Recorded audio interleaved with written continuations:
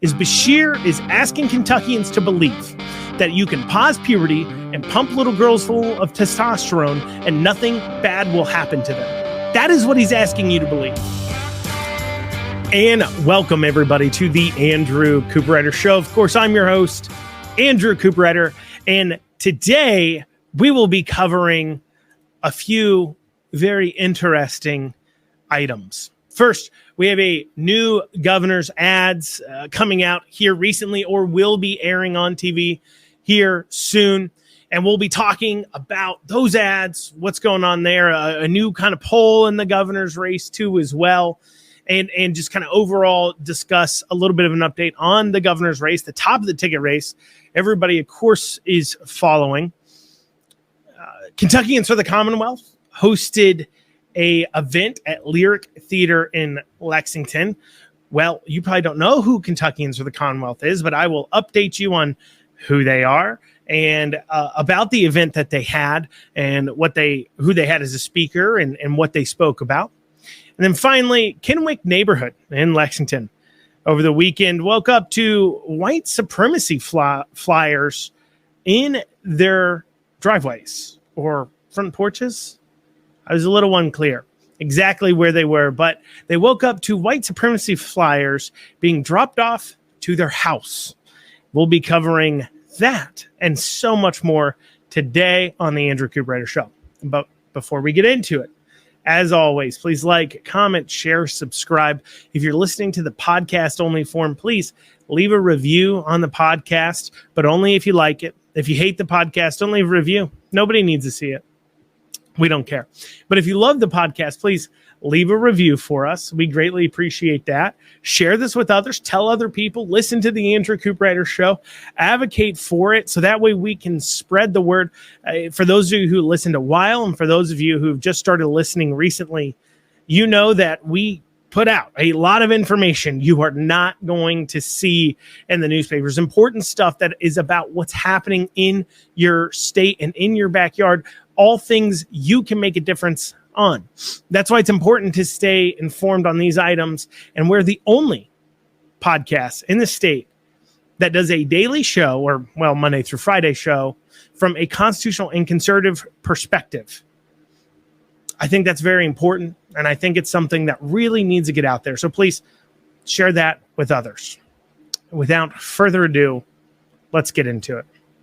So we have some new ads coming out. Recently, we've seen a Beshear ad come out in response to another ad that I had played for you all in a podcast from, a few weeks ago. But we're going to go ahead. I'm going to play that ad for you again. So that way you know what we're talking about. A little 30-second ad. I'm going to play that for you. And then we'll go ahead and talk about Beshear's response ad to this and kind of frame that up for you. It's not easy being a parent, protecting them, teaching them our values, and right from wrong. So it doesn't help that Andy Beshear would allow sex changes for children as young as 8 and 9 years old. That's right. Beshear seems to think young children are ready to make decisions about permanently changing their gender. It's radical, irreversible, and wrong. Call Andy Beshear. Tell him to keep Kentucky's children out of his liberal culture wars.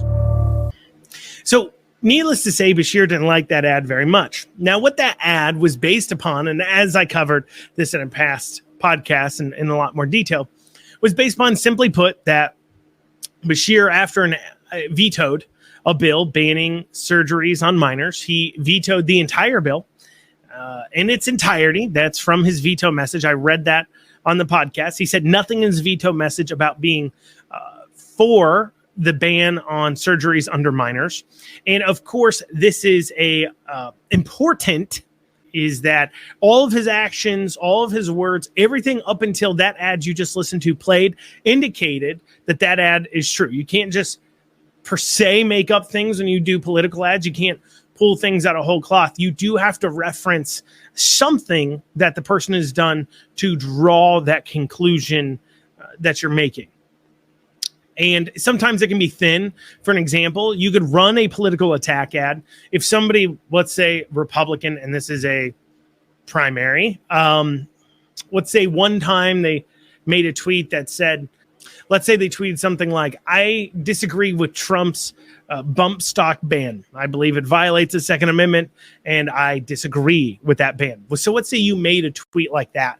Well, in the political game of political advertising, you could take that simple statement on Twitter and turn that into a political ad that says that Andrew Cooperrider is critical of Trump. We need real Trump loyalists in office, and then yada, yada, yada. So understand that ads can sometimes be on some shaky grounds and extrapolating information from some places. But in this case, this ad is based upon hard actions. Like and I had another episode where I went over it, and it's the episode about the Courier-Journal. If you want to go back and listen to that where I really dig into it, you can. But that ad is pretty accurate. Let's take a listen to Beshear's response ad that he is now playing. My faith guides me as governor and as a dad. I'm a deacon in my church, and I believe that all children are children of God. These attacks on me by Daniel Cameron are not true. I've never supported gender reassignment surgery for kids, and those procedures don't happen here in Kentucky. When I took office, I vowed to support parents because as parents, we know what's best for our kids, not politicians in Frankfurt or Washington. All right, so that is Beshear's ad. For those of you listening to the audio format, he was basically sitting in what he's trying to appear as a living room. Perhaps it's his living room, perhaps it's not, I don't know. But he's sitting in a living room and just kind of reading to the camera. At one portion there, and this is what's so insidious. When I ran that podcast where I was talking about the Courier-Journal doing Beshear's dirty work, I knew how the Beshear campaign would use it. And you just saw it in that ad for those of you watching video format. At one portion in that ad, they took the headlines like GOP ad misleads, GOP ad fact check false, GOP ad blah, blah, blah. And he took those headlines and he put them into a collage and highlighted parts of the headlines in order to show that, well, see, look, even the newspapers agree with me that he's lying about me. That's what's so, and keep in mind, and like I said, I did this in another podcast, but those fact checks were based upon just simply Beshear after the ad airing saying, no, I disagree with it. It wasn't based upon anything else. And obviously the ad has a point because Beshear quite clearly vetoed a bill banning the surgeries. And once again, I read it on the podcast. He never in his veto message of that bill mentioned that he does support the banning of the surgeries, but is okay with the hormones, which is what he claims in the veto message. He says, I'm against the hormones.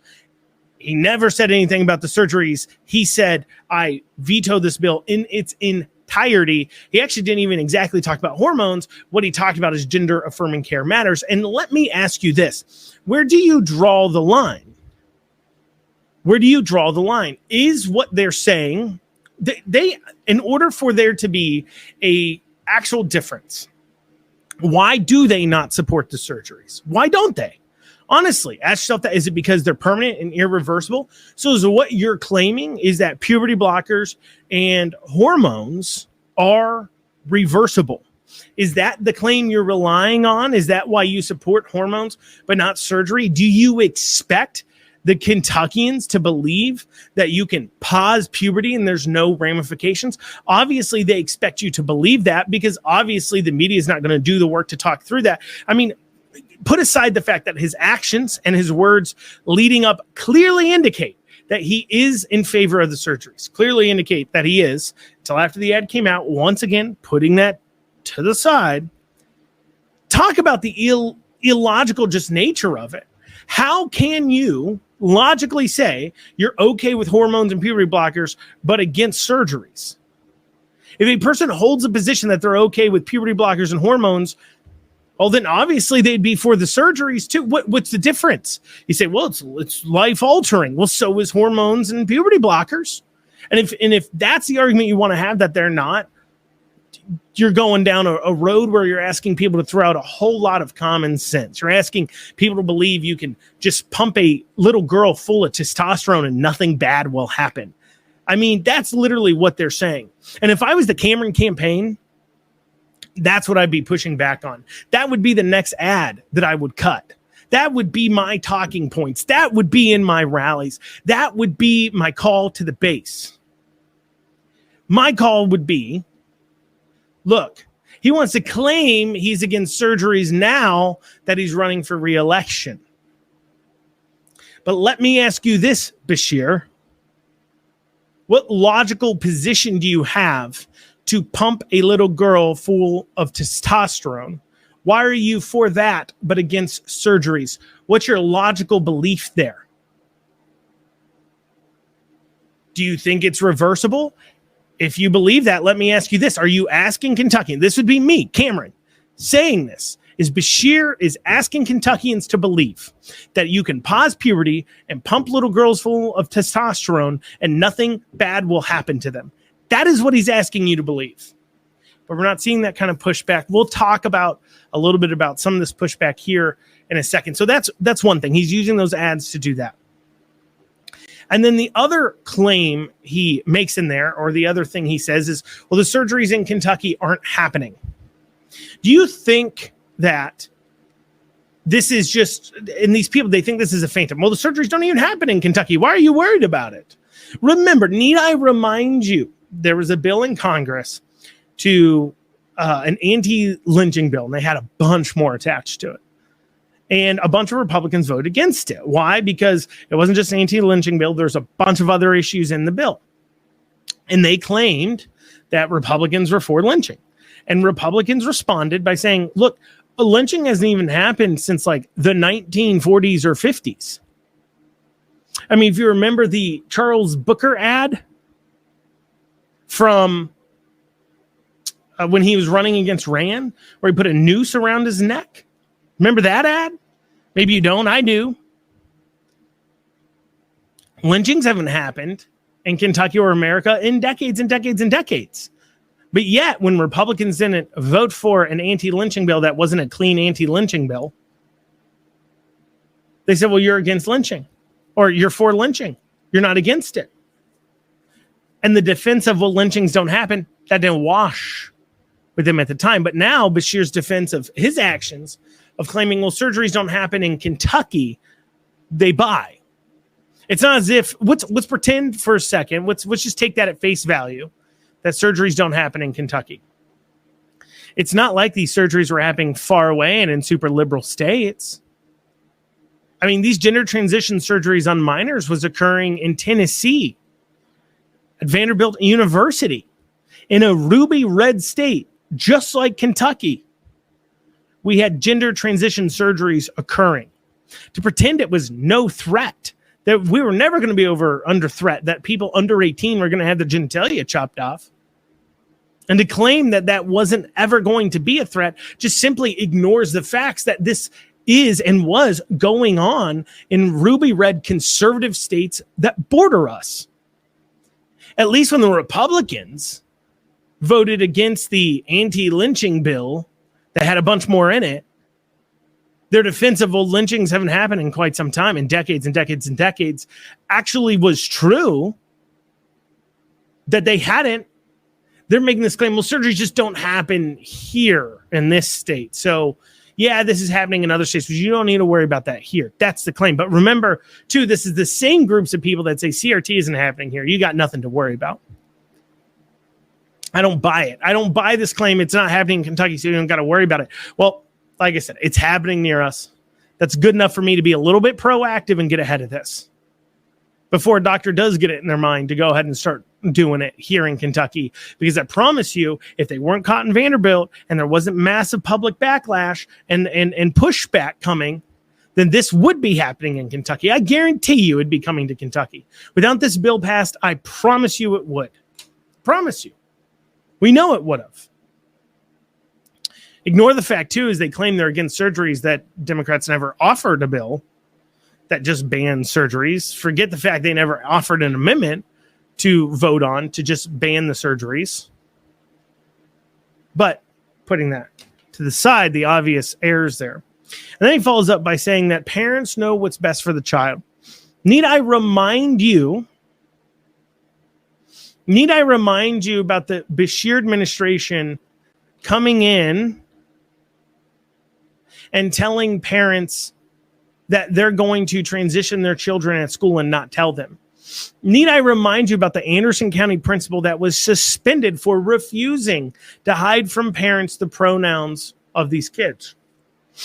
Need I remind you about Beshear's forced masking of children in daycares and schools?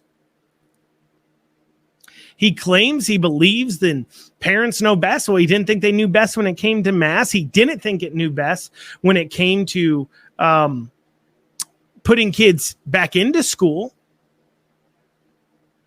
He didn't claim to think he knew best, or he didn't claim to think parents knew best when it came to transitioning them at the schools. When it comes to their gender identification, he doesn't actually think that. He only thinks that when the parent agrees with him. Because if he actually thought, well, parents know best, he would have never shut down the schools. He would have never mandated masking. He would have never even tried to mandate vaccine mandates. He never would have tried to mandate masking in private daycares. Do you really believe the man who tried to tell you how many people you could have at Thanksgiving really believes that you have personal freedom and choice over your children? No. He's just riding on that because it's something that he thinks is a good argument. So the discussion isn't about liberty. It's not about a principle. The discussion is about, do you believe pumping a little girl full of testosterone is abuse or not? Do you believe pausing puberty and causing lifelong consequences for doing so, don't try to sell me it doesn't, is child abuse or not? That's the discussion we're having. Moving on, though, from Beshear's ad, we have this other ad that has come out from the, not the Cameron campaign themselves, but from Club for Gross PAC, School Freedom USA, and they put out this interesting ad here against Beshear. These Kentucky convicts had means and motive to sexually abuse a young child, brutally strangle a woman, allegedly murder an innocent man. Means, motive, and the opportunity. Governor Beshear issued commutation for more than 1,700 inmates. New report found half the criminals he let out of jail went right out and committed more crimes. 1/3 committed a new felony. We made what I believe are reasonable decisions. Their victims know better. School Freedom Fund is responsible for the content of this ad.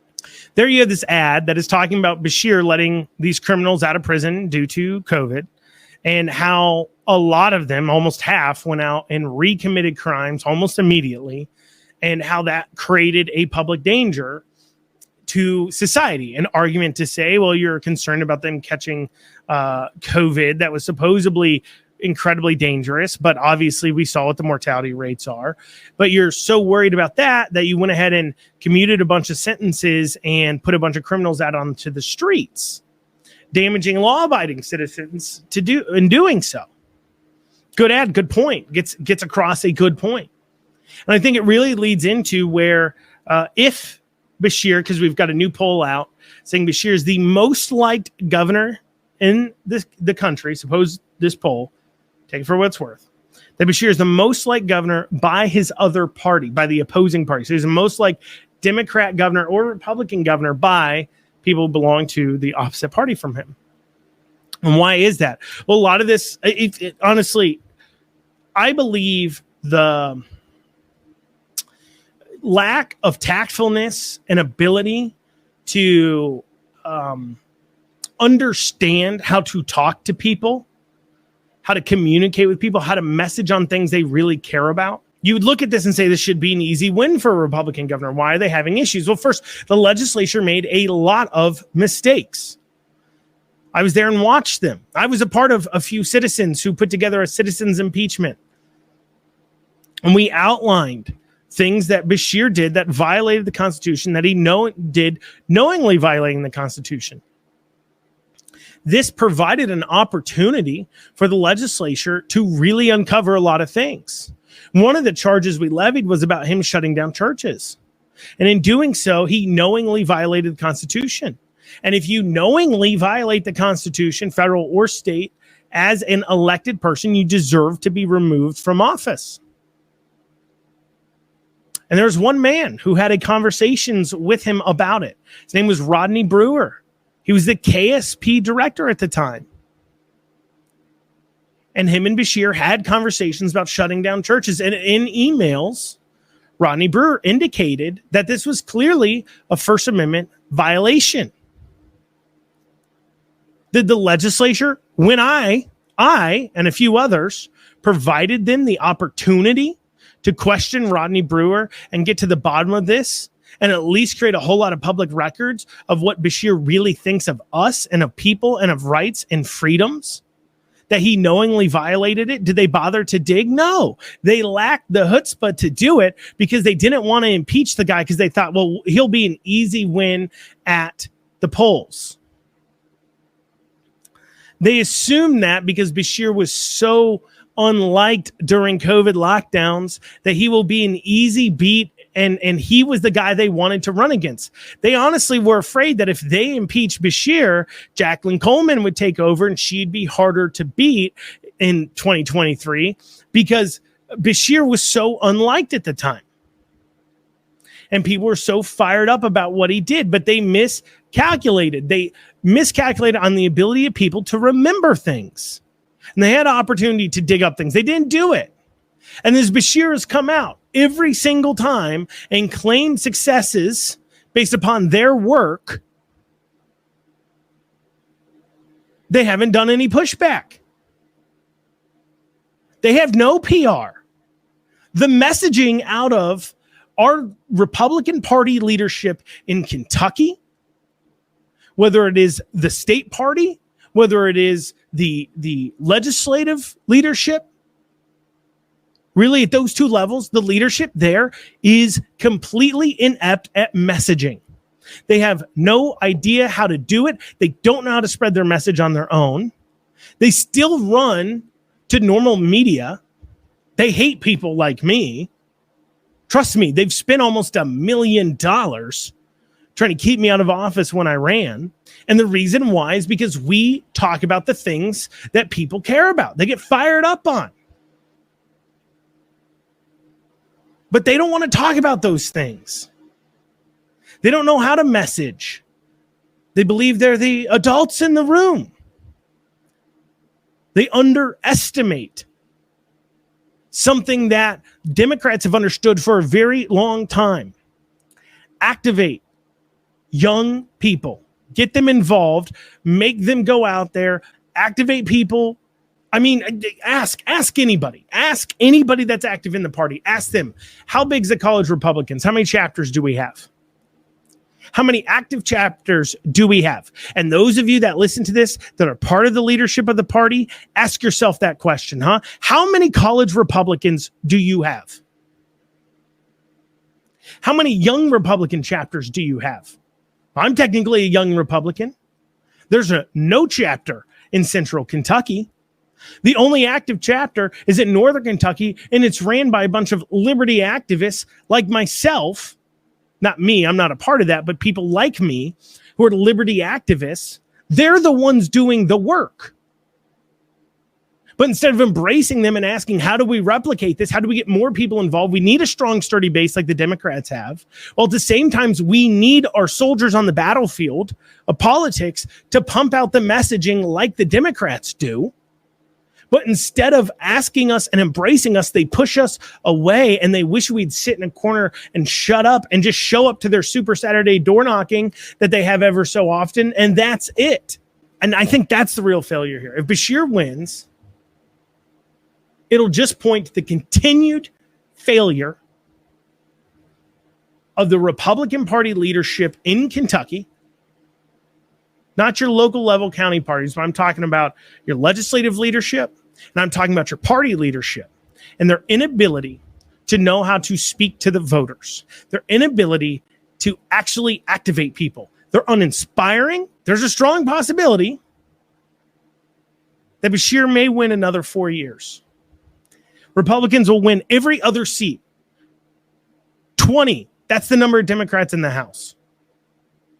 7, that's the number of Democrats in the Senate in Kentucky. We can win Senate seats and House seats, but we can't win the governor's office. I wonder why. We can win the down ticket races just fine because there's no apparatuses for them. But when it comes to an important race with apparatuses where we don't have an incumbent that can't get it together. All right. Coming up after this, speaking of Democrat grassroots groups, Kentuckians for the Commonwealth had a event in Lexington at Lyric Theater. We'll be going over that. Kentuckians for the Commonwealth had their event at Lyric Theater in Lexington. Who is Kentuckians for the Commonwealth? They are a far left organization that tries to masquerade as if they aren't far left.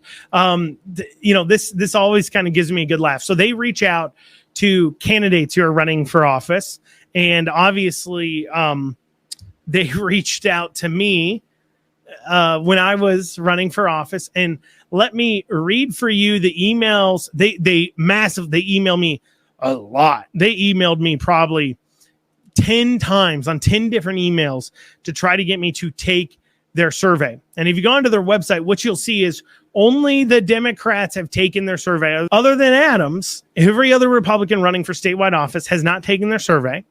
Beshear technically hasn't, but he did in 2019. They sent me this email that said, I want to follow up about their candidate, or they sent this March 1st. I want to follow up about our candidate survey due March 3rd. We've received 11 responses from constitutional office candidates already, but if you're receiving this email, we don't yet have survey answers from you to share with voters. Kentuckians for the Commonwealth is an independent grassroots organization with 13,000 members from Paducah to Pikeville, working for a better quality of life for all Kentuckians. We have 12 active local chapters statewide. Now, what's funny is, pause for a second. Remember in the last segment how I was talking about how the Democrats do better with grassroots? This is what I'm talking about. This is a parallel leftist organization that works alongside the Democrat Party, and there's a number of these types of organizations that works on grassroots. And I'm telling you, from being active in Republican politics in Kentucky, there is no group that is statewide that runs parallel to the party that works on grassroots organization. It's not there, because if it was there and effective, the Republican Party would want to control it, and who wants to work for people to just be outright controlled? Instead, you see groups like Kentuckians for the Commonwealth that the Democrat Party not only falls alongside, but helps flow donors to. And I'm not saying there's no back and forth between them or animosity, but it is a grassroots group that the Democrats work with to help funnel activists and things they need to win elections. Back to their email. Our democracy works best when there's an open public discussion on critical issues affecting the future of Kentucky. We work hard to provide our members and other voters with factual information about political candidates' stand on a broad range of issues. As part of the effort, we're excited to offer you an opportunity to share your views and qualifications with a large number of voters during this election. So they send this over, and they pretend they're this middle-of-the-road organization. Let me read you from their voter guide, Governor. Okay, governor candidates, voter guide. So you've got, their questions. Here's the second question. You ready? This is what they sent out as a survey this year. This middle of the road, nonpartisan group. What is the governor's role in opposing white supremacy, addressing racial inequality, and supporting racial justice for Black people, Latinx people, immigrants, those who are undocumented, and all people of color in Kentucky? That's their first question. Well, I'm sorry, their second question. Their first question is, how does your background qualify you for serving in this office? Their second question. That is, when it comes to policy, that is their first question. So then they ask this question: do you believe that we have an obligation, opportunity to act on climate change? Their third most important question for a governor is about climate change. Putting aside the fact that Kentucky isn't even the worst contributor to what they call climate change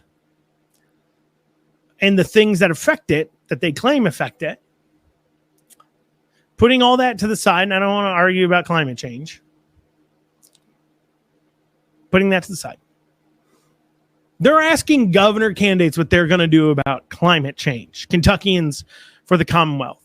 Of all the problems Kentucky's facing, so far they've only cared about a question about undocumented people, not even U.S. citizens, let alone Kentucky citizens, and climate change. And in their question, so they ask about climate change, their second part of their question is, what actions would you take to ensure that low-income communities, communities of color, and those most impacted by climate change directly benefit from clean energy solutions and jobs? Clearly a far-left organization, no matter how they masquerade themselves. So they have this thing at Lyric Theater to rise up BIPOC, I guess that's Black, Indigenous, people of color, I think, minorities. I don't know. They want to elevate their voices, and they have this Dr. Reverend William Barber II come to speak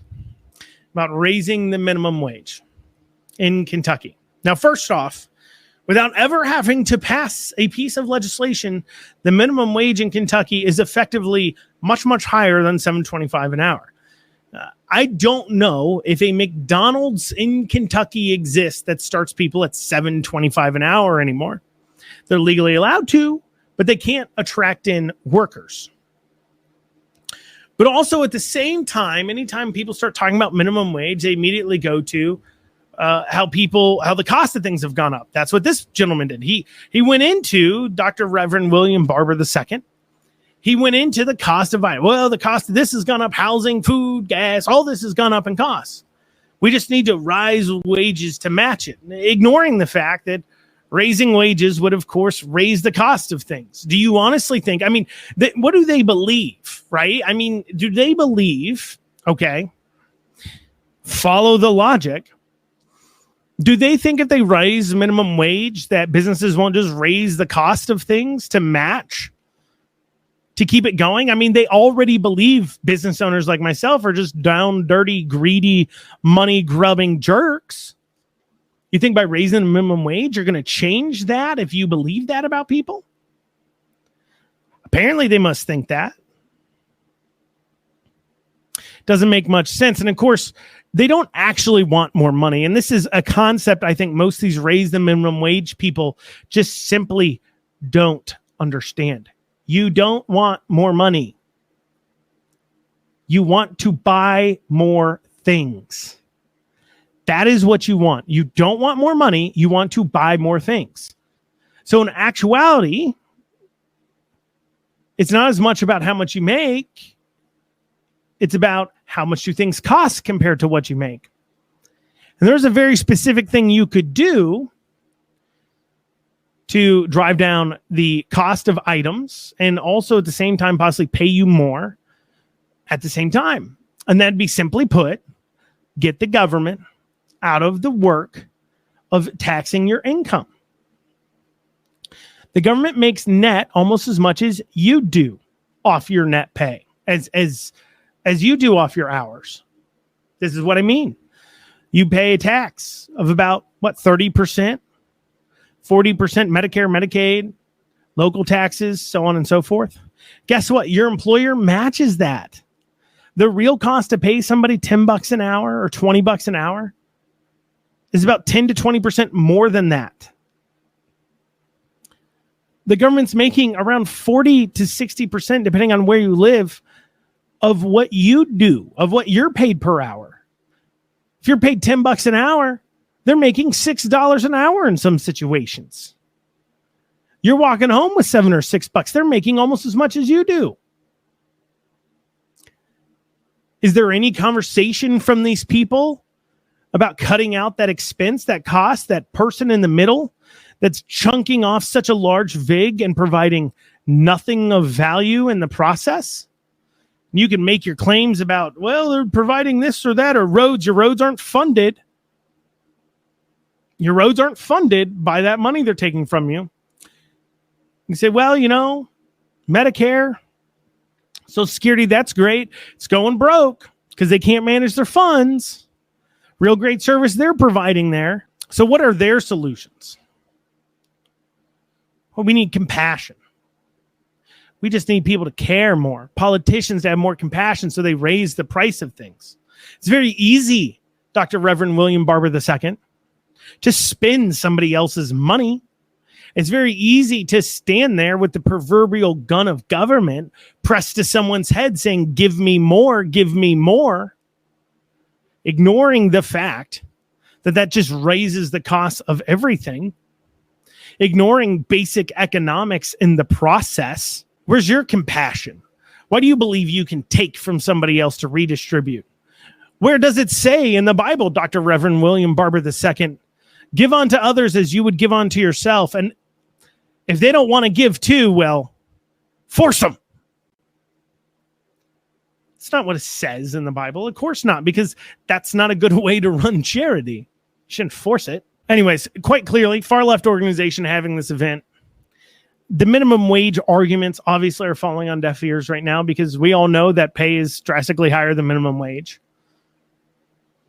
It just goes to show, though, how these organizations think. What's yours is theirs. And what's theirs is, theirs. If you don't want to give them more stuff, you're just not compassionate enough. All right, coming up after this, Kennewick neighborhood wakes up to white supremacy flyers in their neighborhood. We'll go over that after this. All right, so Kennewick neighborhood here in Lexington woke up with this, I guess, in their driveways. And for those of you listening to the audio only format, I'm going to describe it to you. You know who, it's a piece of paper in a Ziploc bag. And it says, you know who else was condemned for hate speech? Jesus Christ. And then it says Aryan Freedom Network. And then it's got some sort of shield logo. And then it's got their website. And then there's something else at the bottom. I think it's distribute is a word. I think malicious is a word, and intent is a word. But there's another word that's coming that's being covered. I guess probably says distributed with no malicious intent, if I'm to guess. And in the bag is also a bunch of white rice.